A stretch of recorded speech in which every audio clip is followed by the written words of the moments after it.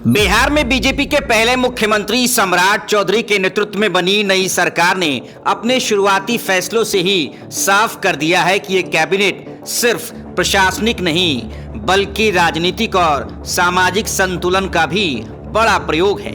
मुजफ्फरपुर जिले से औराई विधायक रमा निषाद और कुल्हनी विधायक केदार गुप्ता को मंत्री पद देकर बीजेपी ने कई संदेश एक साथ देने की कोशिश की है। दिलचस्प बात यह है कि दोनों नेता लोकप्रियता के लिहाज से बिहार की मुख्य धारा की राजनीति के बड़े चेहरे नहीं माने जाते, लेकिन फिर भी उन्हें सत्ता के शीर्ष ढांचे में बार बार जगह मिल रही है।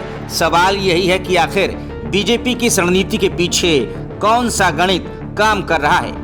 औराई विधायक रमा निषाद का मंत्री बनना महज एक राजनीतिक नियुक्ति नहीं माना जा रहा। इसे निषाद मल्लाह समुदाय को साधने की कोशिश के रूप में देखा जा रहा है। बिहार की राजनीति में पिछले कुछ वर्षों में निषाद वोट बैंक निर्णायक ताकत बनकर उभरा है। खासकर उत्तर बिहार के जिलों में इस समाज का प्रभाव कई सीटों पर चुनावी नतीजे तय करता है।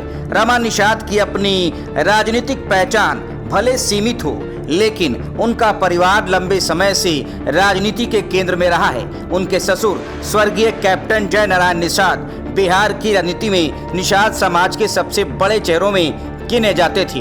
वहीं उनके पति अजय निषाद लगातार सांसद रह चुके हैं और मुजफ्फरपुर संसदीय क्षेत्र में मजबूत पकड़ रखते हैं। बीजेपी जानती है कि निषाद समाज में पारिवारिक विरासत और सामाजिक प्रभाव आज भी मायने रखता है। ऐसे में रमा निषाद को मंत्री बनाकर पार्टी ने इस समुदाय को सीधा प्रतिनिधित्व देने की कोशिश की है। वहीं कुल्हनी विधायक केदार गुप्ता का राजनीतिक सफर बेहद साधारण पृष्ठभूमि से शुरू हुआ। मुखिया से लेकर विधायक और फिर मंत्री बनने तक की उनकी यात्रा बीजेपी के संगठन आधारित मॉडल को भी दिखाती है, लेकिन राजनीतिक विश्लेषक इसे सिर्फ मेहनत का पुरस्कार नहीं मानते, क्योंकि कई बार मौके मिलने के बावजूद केदार गुप्ता के पास गिनाने के लिए कोई भी लैंडमार्क काम शायद ही मिले।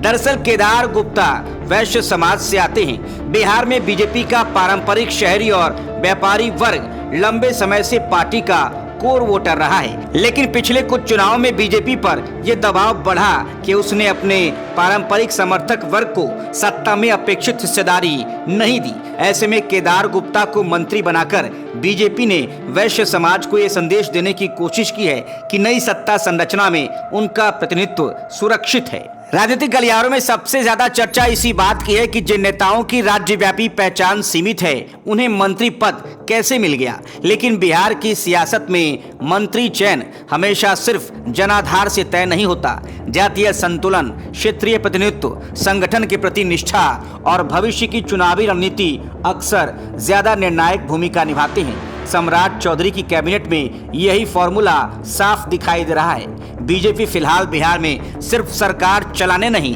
बल्कि 2029 तक की सामाजिक जमीन मजबूत करने की रणनीति पर काम करती दिख रही है। उत्तर बिहार में मुजफ्फरपुर राजनीतिक रूप से बेहद महत्वपूर्ण जिला माना जाता है। यहाँ भूमिहार, वैश्य, निषाद, यादव और अति पिछड़ा वर्ग का बड़ा प्रभाव है। ऐसे में एक निषाद और एक वैश्य चेहरे को मंत्री बनाकर बीजेपी ने सामाजिक संतुलन का ऐसा मॉडल पेश किया है जिसमें अलग अलग वर्गों को प्रतिनिधित्व का एहसास कराया जा सके। रमा निषाद और केदार गुप्ता की ताजपोशी ये संकेत देती है कि बीजेपी अब सिर्फ बड़े चेहरों या चर्चित नेताओं पर निर्भर नहीं रहना चाहती।